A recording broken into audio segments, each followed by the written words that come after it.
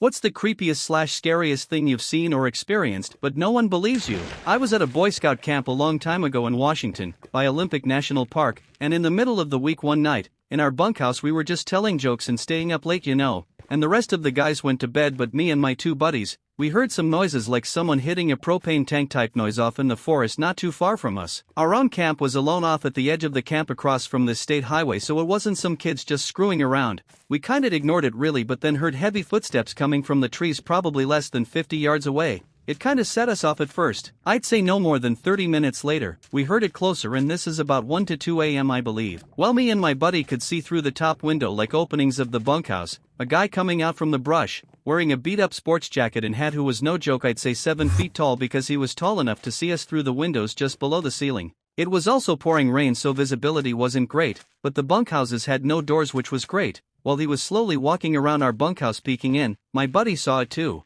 We were petrified from fear. He stood in the doorway of the bunkhouse. It was hard to make out his face, but it felt like an eternity.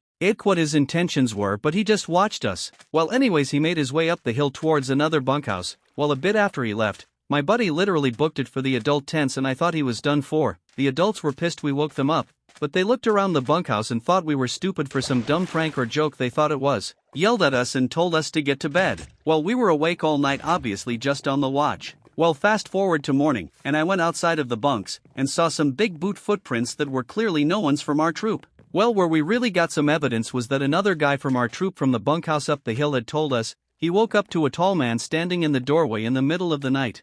We told him to describe the guy before we did, and it matched our description. He claimed the guy had a knife, but I call BS on that. Well, our story made it out to other troops and we got made fun of pretty bad actually for the rest of the week. Maybe it's just a stupid story, but thanks for reading if you did. I don't tell many people because they think I'm full of it. I thought for sure I was dead that night.